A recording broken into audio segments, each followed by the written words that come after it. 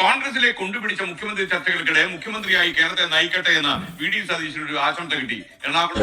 രാഹുൽ മാങ്കൂട്ട സംബന്ധപ്പെട്ടുള്ള കാര്യം സംസാരിക്കാനാണ് വന്നിരിക്കുന്നത്. അപ്പൊ നാളെ ഇലക്ഷന്റെ റിസൾട്ട് വരുവാണെങ്കിൽ മെയ് 4 ആര് ഭരിക്കും, കേരളം ആര് ഭരിക്കും, UDF അതോ LDF അതോ ഒരു സീറ്റ് BJP പിടിക്കൂ എന്താണെന്ന് വെച്ചാൽ നിങ്ങൾ കറക്റ്റായിട്ട് കമന്റ് ബോക്സിൽ രേഖപ്പെടുത്തുക. UDF LDF അല്ലാതെ പിന്നെ ആരപ്പം എന്റെ ഒരു ഊഹം ശരിയാണെങ്കിൽ എനിക്ക് കൺഫ്യൂഷനാണ്, സീരിയസ്ലി പറയാമല്ലോ, എനിക്ക് ഭയങ്കര കൺഫ്യൂഷനാണ്.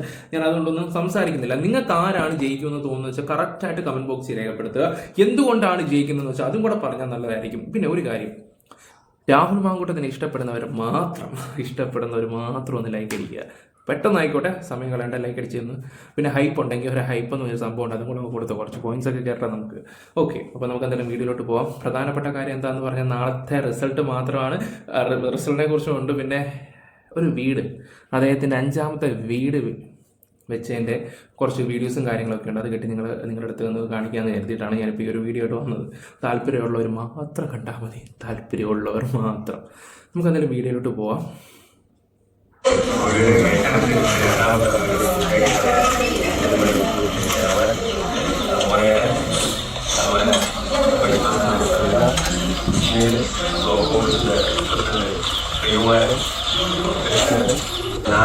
ഏറ്റവും വലിയൊരു കാര്യം എന്താണെന്ന് വെച്ചാൽ ഇതുപോലൊരു പരിപാടി വരുമ്പം നേതാക്കന്മാർ വന്നിട്ട് ഓരോ നേതാക്കളുടെ പേര് പറഞ്ഞിട്ട് എന്തൊക്കെയോ പ്രസംഗിക്കും. ആരും മൈൻഡ് ചെയ്യാറില്ല. എല്ലായിടത്തും ഇതൊക്കെ തന്നെ അവസ്ഥ. ഭയങ്കര മുഷിപ്പ് പരിപാടി കേട്ടോ അത്.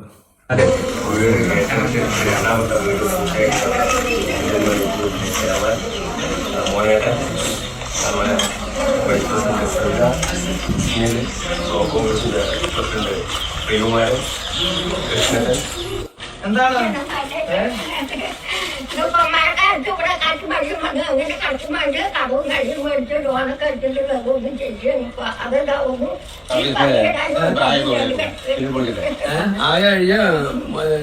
കളക്ട് ചെയ്യാം. എങ്ങനെ നിങ്ങളുടെ പ്ലാൻ എങ്ങനെയായിരുന്നു? അടുക്കളയും ബെഡ്റൂമും എനിക്ക് അവസ്ഥ മോശമാണ്. അപ്പൊ അവര് ഒരു താൽക്കാലിക ചെയ്തോട്ടെ.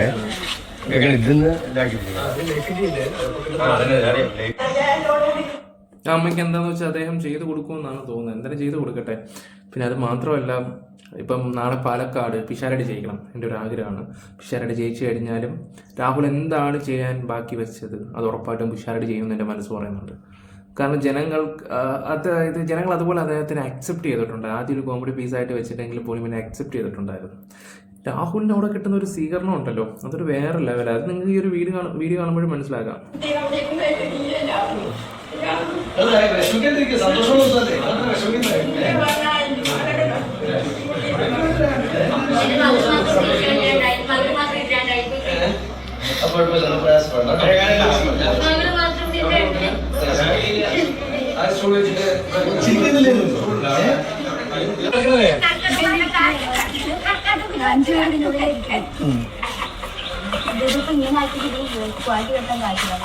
ഇതിപ്പോ എന്തെല്ലാം വന്നിരിക്കുന്നത് ലൈഫിലാണ്? ലൈഫിൽ ലിസ്റ്റിലുണ്ട്. വൈകുമെന്ന് പറഞ്ഞിട്ടേ അവര് മഴക്കാലം കഴിയുന്നതിന്റെ ഉള്ളില് എത്ര പേര് ഇവിടെ താമസിക്കും? അതൊക്കെ എന്ത്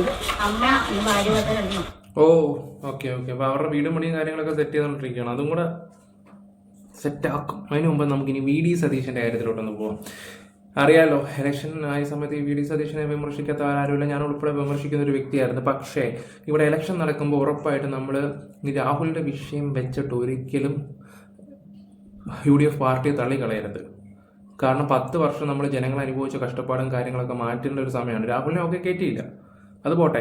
ശോഭാ സുരേന്ദ്രനെ പോലെ ഒരു വ്യക്തി അവിടെ നിൽക്കുമ്പോൾ ഇതുപോലുള്ള പെണ്ണ് കേസ് കേട്ട് അത് ഇത് മറ്റേത് മറിച്ചതൊക്കെ പറഞ്ഞ് ഇതില്ലാഞ്ഞിട്ട് പോലും പിഷാരടി അനുഭവിച്ചത് എന്താണെന്ന് ഞാൻ പറയാതെ തന്നെ നിങ്ങൾക്കറിയാം. അതുകൊണ്ട് ഈ ഒരു കാര്യത്തിൽ ഒറ്റക്കെട്ടായിട്ട് കോൺഗ്രസ്സുകാർ നിൽക്കണമായിരുന്നു. ഓക്കെ, എന്തായാലും ഞാൻ അറിഞ്ഞൊരു കാര്യം പറയാം. ഈ പറയുന്ന രാഹുലിനെ അവർ ഓൾറെഡി പാർട്ടിക്കാർ സംസാരിച്ചു എടുത്തിട്ടുള്ള രീതിയിൽ തന്നെയാണ്. റിസൾട്ട് വരാൻ വേണ്ടി വെയിറ്റ് ചെയ്യുകയാണ്. ഇനി റിസൾട്ട് വന്നു കഴിഞ്ഞാൽ ഉറപ്പായിട്ടും എടുക്കുമെന്നാണ് എനിക്ക് അറിയാൻ കഴിഞ്ഞിട്ടുള്ളത്. എൻ്റെ വീഡിയോ തന്നെ ഒരു 2 മാസം കൊണ്ട് ഞാൻ പറയുന്ന കാര്യമാണ്. കേരളത്തെ നയിക്കട്ടെ എന്ന വി.ഡി. സതീശനൊരു ആശംസ കിട്ടി. എറണാകുളം പറവൂർ ഡോൺ ബോസ്കോ പള്ളിവികാരി പ്രിൻസ് പടമാട്ടുമേലാണ് ഈ ആശംസ അറിയിച്ചത്. പള്ളിയിലെ പന്തൽ കാലാട്ട് ചടങ്ങിനെതിരായിരുന്നു വിവിധ നേതാവ്. അങ്ങനെ വലിയൊരു ആഗ്രഹമുള്ളത് ഈ തിരുഹൃദയം തിരുനാളിന് ഇവിടെ ഭക്ഷണം കഴിക്കുവാനായിട്ട് മുഖ്യമന്ത്രിയായി അങ്ങ് വരണം എന്നുള്ളത്. തീർച്ചയായിട്ടും ഇനിയുള്ള അനേകം വർഷങ്ങൾ അദ്ദേഹത്തിന്റെ രാഷ്ട്രീയ ഭാവി മുഴുവനും ഇവിടെ പോസിറ്റീവായിട്ടുള്ള ഒരു വിധി നിർണയത്തിലൂടെ ഞങ്ങളെ നയിക്കുവാനും ഭരിക്കുവാനുള്ള അനുഗ്രഹം ദൈവം തരട്ടെ എന്ന് പ്രാർത്ഥിക്കുന്നു ആത്മാർത്ഥമായിട്ട്. എന്നാൽ അതേസമയം വി ഡി സതീശൻ മാധ്യമങ്ങളോട് പ്രതികരിക്കാൻ തയ്യാറായില്ല.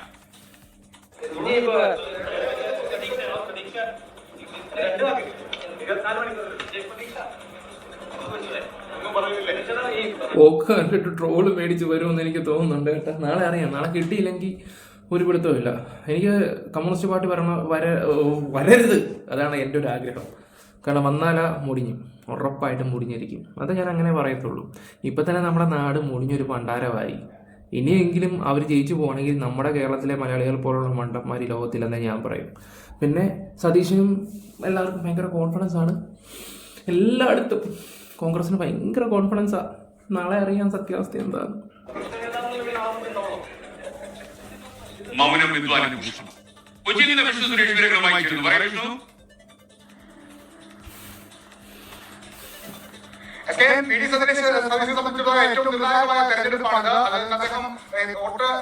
പുള്ളി വനവാസത്തിന് പോകുമെന്നാണ് പറഞ്ഞത്. പിന്നീട് പുള്ളി തന്നെ വന്നിട്ട് പറയുകയും ചെയ്തിട്ടുണ്ടോ വനവാസം ഒന്നല്ല, ഞാൻ അങ്ങനെയല്ല ഉദ്ദേശിച്ച്, ഞാൻ ഇങ്ങനെയാണെന്നൊക്കെ പറയുകയൊക്കെ ചെയ്തിട്ടുണ്ട്. രാഹുൽ മാങ്കൂട്ടത്തിന്റെ വിഷയത്തിലാണ് കൂടുതലും പുള്ളിക്ക് നെഗറ്റീവ് വന്നിട്ടുള്ളത്. ഭയങ്കര നെഗറ്റീവായിരുന്നു. ഇനിയിപ്പോൾ കണ്ടറിയാം എന്തൊക്കെ സംഭവിക്കാൻ പോകുന്നു എന്നുള്ള രീതിയിലൊക്കെ. ബാക്കി കൂടെ കേൾക്കാം. റിസൾട്ട് വരുന്നതിന് തലേദിവസം ഡോൺ ബോസ്കോ പള്ളിയിലൊരു മന്ദനാട്ടിൽ കർമ്മം ഉണ്ടായിരുന്നു. അദ്ദേഹമാണ് സ്ഥിരമായി അത് ചെയ്യുന്നത്. ഇന്ന് അദ്ദേഹം ഇവിടെ എത്തിയപ്പോഴാണ് അദ്ദേഹത്തിന് വലിയൊരു ആശംസ ഈ പള്ളിക്കാരുടെ ഭാഗത്ത് വന്നത്. മുഖ്യമന്ത്രിയായി തിരിച്ചു വരട്ടെ. അതായത് പെരുന്നാൾ നടക്കുന്നത് 14-ാം തീയതിയാണ്. 14-ാം തീയതി ഈ പള്ളി അങ്കണത്തിലേക്ക് വി ഡി സതീശൻ എത്തുമ്പോൾ അത് മുഖ്യമന്ത്രിയായി വരട്ടെ എന്നുള്ളതാണ് അദ്ദേഹം നൽകിയിട്ടുള്ള ആശംസ. പക്ഷേ അതുമായി ബന്ധപ്പെട്ട ഒരു പ്രതികരണത്തിലും വി ഡി സതീശൻ തയ്യാറായില്ല. കഴിഞ്ഞ ഒരാഴ്ചയെ അദ്ദേഹം കാര്യമായ പ്രതികരണങ്ങളൊന്നും നടത്തിയിട്ടില്ല. അതായത് തെരഞ്ഞെടുപ്പ് ഫലം വരട്ടെ, അതിനുശേഷം പ്രതികരിക്കാം എന്നുള്ളതാണ് അദ്ദേഹം സ്വീകരിച്ചിട്ടുള്ള നിലപാട്. എന്തായാലും വലിയ ആത്മവിശ്വാസത്തിലാണ് ഏകദേശം 20,000 വോട്ട് 21,000 വോട്ടാണ് കഴിഞ്ഞ വട്ടത്തെ ഭൂരിപക്ഷം. തവണ അത് മറികടന്ന് മുന്നോട്ട് പോകാൻ പറ്റും എന്നുള്ളതാണ് അവരുടെ പ്രതീക്ഷ. അവരുടെ ക്യാമ്പയിൻ തന്നെ പറവൂരിന്റെ പ്രതീക്ഷ, അല്ലെങ്കിൽ പറവൂരിൽ നിന്ന് കേരളത്തിന്റെ പ്രതീക്ഷ എന്നാണ് വി ഡി സതീശൻ ഇത്തവണ പറവൂരിൽ അവതരിപ്പിച്ചത്. വി ഡി ബ്രിഗേഡ് എന്ന് വിശേഷിപ്പിക്കുന്നത്. ഇത്തവണ എന്താണ് പ്രതീക്ഷ? പറവൂർ ഭൂരിപക്ഷം കൂടുമോ? കേരളത്തിന്റെ ആവേശം തന്നെ പറവൂരിലാണ്. പറവൂരാണ് കേരളം ഉറ്റുനോക്കുന്ന ഒരു സ്ഥലമാണ് പറവൂർ. പ്രത്യേകിച്ച് പ്രതിപക്ഷ നേതാവ് കഴിഞ്ഞ 25 കൊല്ലമായി പ്രതിനിധീകരിക്കുന്ന മണ്ഡലം, ഈ കോൺസ്റ്റിറ്റ്യുവൻസിയെ കേരളം ഉറ്റുനോക്കിക്കൊണ്ടിരിക്കുകയാണ്. നാളെ കേരളത്തിന്റെ ആവേശം പറവൂരിലാണ്. ഉറപ്പായിട്ടും, തീർച്ചയായിട്ടും. അവരെല്ലാം പ്രതീക്ഷ അങ്ങനെയാണ്. പറവൂരിൽ നിന്ന് മുഖ്യമന്ത്രി ഉണ്ടാകണമെന്നുള്ളതാണ് പറവൂരിന്റെ ആളുകളുടെ പ്രതീക്ഷ. പ്രായത്തിൽ പക്വതയൊക്കെ വെച്ച് നോക്കുവാണെങ്കിൽ രമേശ് ചെന്നിത്തലയ്ക്ക് അതിനുള്ള യോഗ്യതയും കാര്യങ്ങളൊക്കെ ഉണ്ട്. പിന്നെ വി ഡി സതീശൻ മാത്രമല്ല, കെ സി വേണുഗോപാലിന്റെ പേരും പറയുന്നുണ്ട്. കെ സി ആണെങ്കിൽ കേന്ദ്രത്തിന്റെ കാര്യങ്ങളൊക്കെ നോക്കുന്നതായിരിക്കും കുറച്ചും കൂടെ നല്ലത്. എൻ്റെ ഒരു അഭിപ്രായം വെച്ച് നോക്കുകയാണെങ്കിൽ അത്യാവശ്യം പക്വതയുള്ള ഒരു മനുഷ്യൻ വേണം. വി ഡി ആണെങ്കിൽ പിന്നെ ഇച്ചിരി വയലൻസ് കൂടുതലായിരിക്കും, അത് ഉറപ്പാണ്. പുള്ളി ഇതുപോലൊന്നും താഴ്ന്നു നിൽക്കുന്നതിനൊന്നും അല്ല വി ഡി. പിന്നെ വി ഡി വന്നുകൊണ്ട് ഒരുപാട് ഗുണങ്ങളുണ്ട്. കോൺഗ്രസ് താഴെത്തട്ടിൽ നിന്ന് ഹൈ ലെവലിലോട്ട് പോയിട്ടുണ്ട്. പറയുമ്പോൾ എല്ലാം പറയണമല്ലോ. ഓക്കെ, എന്തായാലും രാഹുൽ മാങ്കൂട്ടത്തിൻ്റെ കാര്യം, രാഹുലും കൂടെ തിരിച്ചു വന്നാൽ പക്കയാവുന്നതാണ് എനിക്ക് തോന്നുന്നതൊക്കെ ചെയ്യുന്നത്. ഓക്കെ ഗൈസ്, അപ്പോൾ നിങ്ങളുടെ അഭിപ്രായങ്ങൾ എന്തായാലും കമന്റ് ബോക്സിൽ രേഖപ്പെടുത്തുക. വീഡിയോ ഇഷ്ടപ്പെട്ട ലൈക്ക് ഷെയർ സപ്പോർട്ട് ചെയ്യുക. Bye, love you all.